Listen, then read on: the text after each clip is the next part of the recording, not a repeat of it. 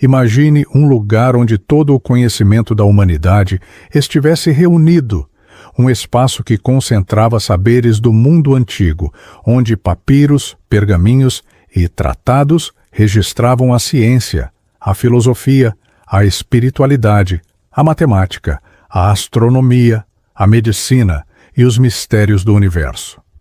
Agora imagine que esse lugar tenha sido destruído, incendiado, reduzido a cinzas.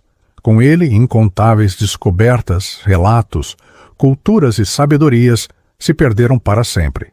Esse lugar existiu. Era a Biblioteca de Alexandria. Muito mais do que uma simples construção, a Biblioteca de Alexandria representava um símbolo de luz em meio à escuridão da ignorância. Fundada no Egito por volta do século III a.C., durante o reinado de Ptolomeu I, ela foi sonhada como o maior centro de conhecimento do mundo. Alexandria era um verdadeiro caldeirão de culturas. Gregos, egípcios, babilônios, persas, judeus e hindus conviviam e trocavam ideias naquela que era uma das cidades mais cosmopolitas da antiguidade. E a biblioteca era o coração pulsante dessa cidade. Mas afinal, o que foi perdido? O que realmente ardeu junto aos pergaminhos? Para começar a entender, é importante compreender que os estudiosos da época não tinham como objetivo apenas acumular textos.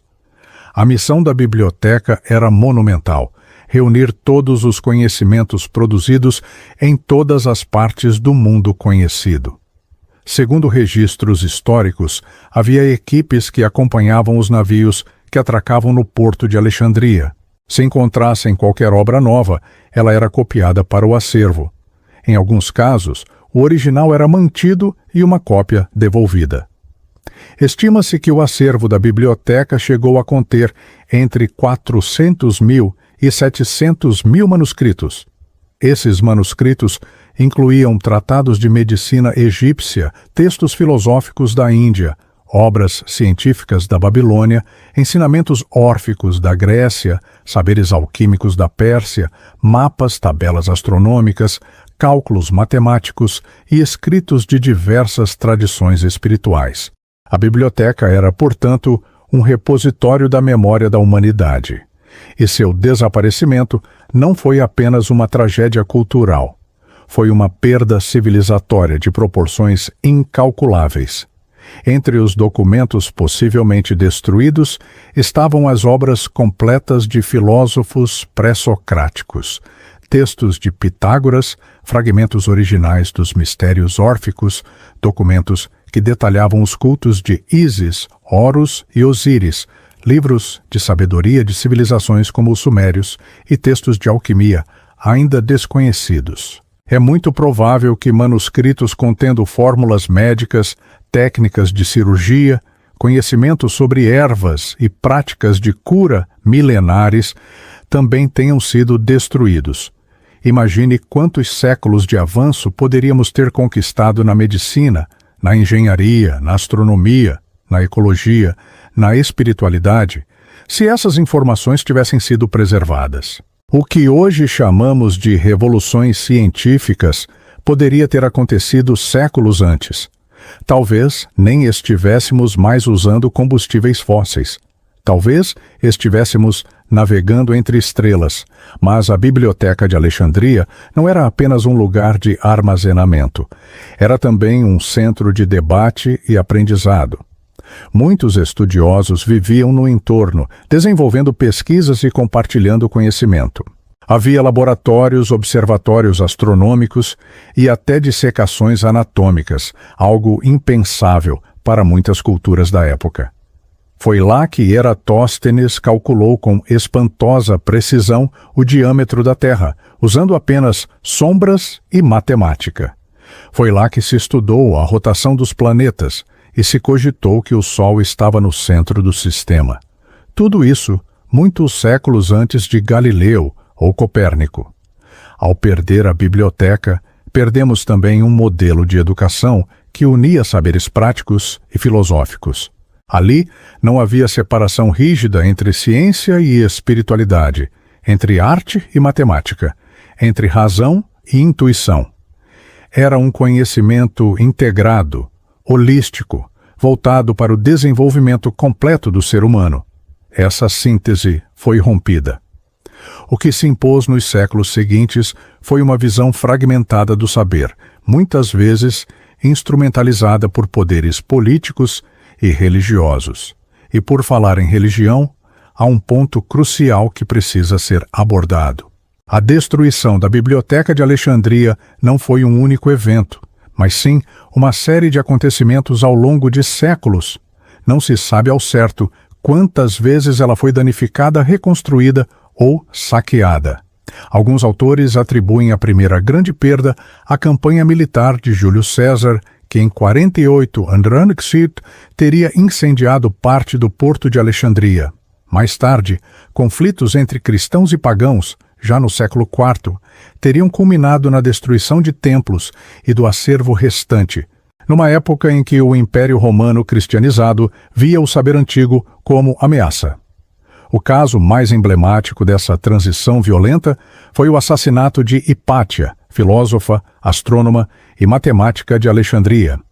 Ela foi brutalmente morta por uma turba de fanáticos religiosos no ano 415. Hipátia simbolizava a união entre ciência e espiritualidade, razão e intuição, tradição e vanguarda. Sua morte marcou o fim de uma era e o início de uma longa noite de ignorância forçada, onde o saber foi trancado em mosteiros, censurado ou condenado como heresia. Mas por que destruir o conhecimento? Por que queimar uma biblioteca em vez de preservá-la? A resposta passa pelo controle. Saber é poder, e quem detém o conhecimento controla o destino das massas.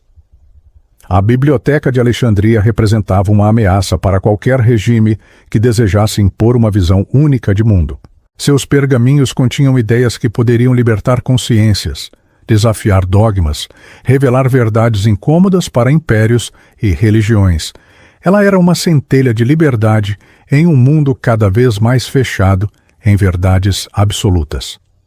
E aqui entra uma reflexão mais profunda. O que realmente foi queimado não foram apenas textos.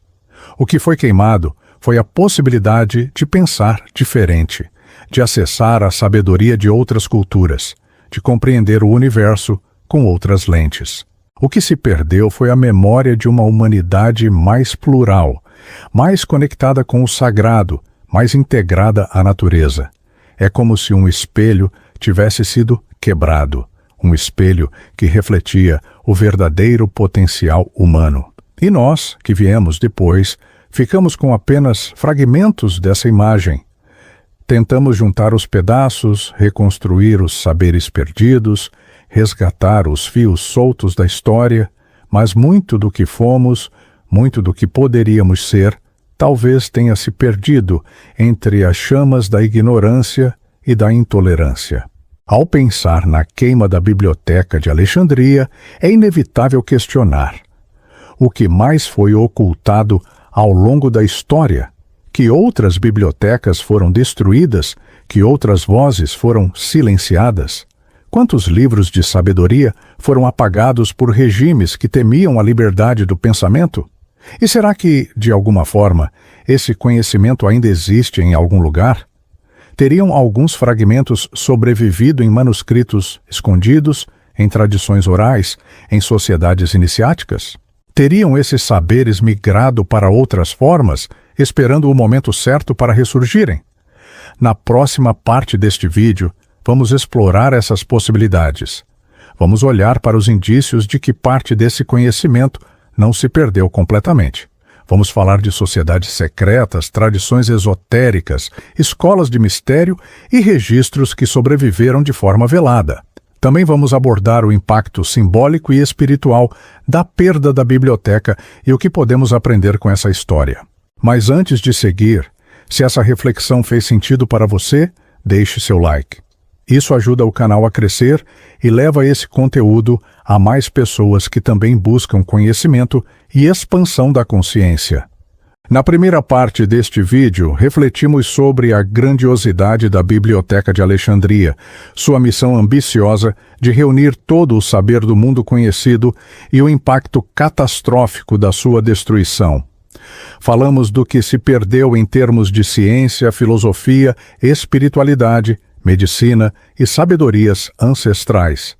Mas será que tudo realmente se perdeu?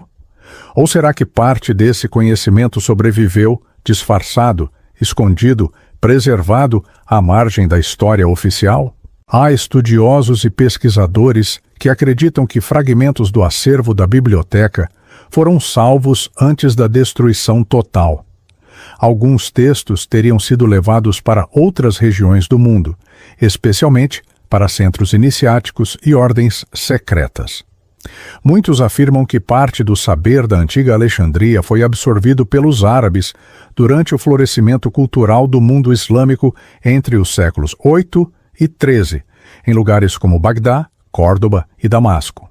Não por acaso foi nesse período que se desenvolveram grandes avanços em matemática, medicina, astronomia, alquimia e filosofia. Muitos desses conhecimentos só retornaram à Europa séculos depois, com a tradução de obras árabes para o latim. Em outras palavras, o Ocidente redescobriu parte da herança de Alexandria graças ao esforço de estudiosos do mundo islâmico.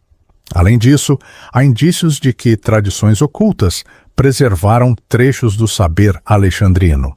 Ordens como os gnósticos, os essênios, os pitagóricos, os rosacruzes e os alquimistas medievais mantiveram práticas e ensinamentos que ecoam as antigas escolas de sabedoria do Egito e da Grécia. Mesmo nas entrelinhas dos evangelhos apócrifos, em grimórios alquímicos ou em tratados de magia natural, podem existir vestígios desse conhecimento ancestral. Por exemplo, os princípios herméticos atribuídos a Hermes Trismegisto, tão difundidos nas escolas esotéricas do Renascimento, guardam fortes ligações com os ensinamentos egípcios e com os saberes que provavelmente estavam presentes na biblioteca. A famosa tábua de esmeralda, com o axioma "assim como é em cima, é embaixo", resume a visão integradora que permeava os estudos de Alexandria. O mesmo pode ser dito das tradições orientais, que, embora tenham seguido seu próprio caminho, também mantiveram viva uma sabedoria milenar. Os Vedas, o Tao Te Ching, o I Ching, os Upanishads, entre outros, contêm ensinamentos que dialogam com os saberes antigos. Há quem diga que, em algum momento da história, existiu uma ponte entre essas culturas, e que a Biblioteca de Alexandria pode ter sido um ponto de encontro dessas correntes. Mas se parte desse saber sobreviveu, por que ele não foi plenamente resgatado? Por que não é ensinado nas escolas? Por que continua restrito a círculos alternativos? A resposta talvez esteja no próprio conteúdo desses ensinamentos. Não se trata apenas de informações técnicas, mas de chaves de compreensão da realidade, de ferramentas de transformação interna, de práticas que empoderam o indivíduo em vez de submetê-lo. Em outras palavras, são saberes que libertam. E, como vimos na parte anterior, o conhecimento que liberta sempre representou um risco para sistemas de poder baseados no controle da informação. Muitos desses saberes exigem não apenas estudo, mas vivência. Eles não se transmitem apenas com palavras, mas com experiências, iniciações, práticas contínuas. Por isso, mesmo quando sobreviveram, o fizeram em contextos mais fechados, onde o aprendiz precisava estar preparado para receber e sustentar esse conhecimento. Essa perspectiva nos leva a uma pergunta instigante. Será que a destruição da Biblioteca de Alexandria foi apenas um ato de ignorância? Ou foi também uma tentativa deliberada de apagar uma forma de conhecimento que dava às pessoas autonomia espiritual, mental e emocional? A perda da biblioteca não é apenas uma perda material, é uma ferida simbólica.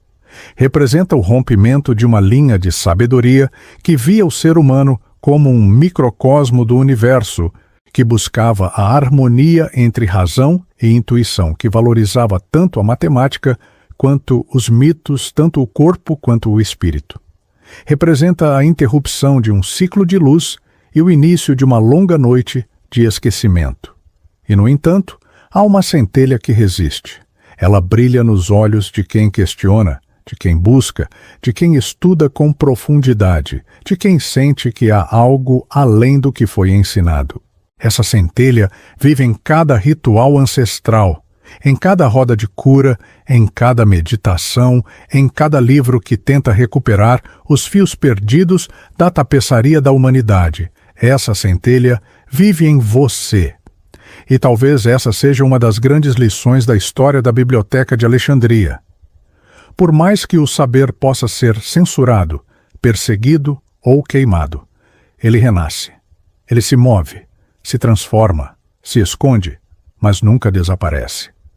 Está sempre esperando para ser reencontrado, redescoberto, reativado. E essa é uma tarefa coletiva. Cabe a nós, neste tempo, reconstruir as pontes, estudar com seriedade, honrar os antigos, resgatar o que ainda pode ser salvo e, principalmente, viver o conhecimento com ética, com consciência, com humildade. Porque o verdadeiro saber não é aquele que enche estantes. É aquele que transforma vidas, que nos ensina a viver com mais sabedoria, mais conexão, mais compaixão. A biblioteca que importa agora não é apenas feita de livros, mas de pessoas despertas. E voltando à pergunta inicial, o que exatamente perdemos com a queima da Biblioteca de Alexandria? Perdemos fragmentos de nossa história, sim. Perdemos o acesso direto a uma imensidão de saberes. Mas talvez o mais trágico tenha sido ter perdido a consciência de que esse saber estava, e ainda está, disponível dentro de nós. Sim, porque toda a grande biblioteca externa é apenas um reflexo da biblioteca interna, dos nossos registros, memórias, intuições, dos saberes que carregamos em nosso inconsciente coletivo, em nosso campo espiritual, em nossa herança ancestral. A destruição da Biblioteca de Alexandria não destruiu o saber, apenas nos desconectou temporariamente dele. E agora, talvez mais do que nunca, estejamos em um momento de reconexão. Vivemos em uma era em que o acesso à informação voltou a ser quase ilimitado. Mas, ao mesmo tempo, nunca foi tão difícil separar o que é verdadeiro do que é ilusório. Nunca fomos tão bombardeados por dados e, ao mesmo tempo, tão carentes de sabedoria. E é aqui que entra a responsabilidade dos buscadores, dos ensinantes, dos sábios modernos, das almas antigas. É hora de reconstruir a biblioteca, não a de pedra, mas a de consciência. Não a de papiros, mas a de sabedoria viva. Por fim, uma pergunta fica no ar, talvez mais provocadora do que todas as outras. E se o verdadeiro segredo da Biblioteca de Alexandria for este, que o saber nunca esteve fora, mas sempre dentro? Antes de encerrarmos, se essa reflexão te tocou, te instigou ou despertou algo em você, inscreva-se no canal. Aqui continuamos juntos nessa jornada de resgate e expansão da consciência. E no próximo vídeo, vamos mergulhar em outra questão profunda. A astrologia explica tudo? Vamos explorar como a astrologia foi usada por grandes civilizações, por que ela sobreviveu à perseguição e o que ela ainda pode revelar sobre nossa jornada pessoal e coletiva. Se você já se perguntou se há mesmo uma conexão entre os astros e o destino humano, não perca. Até lá!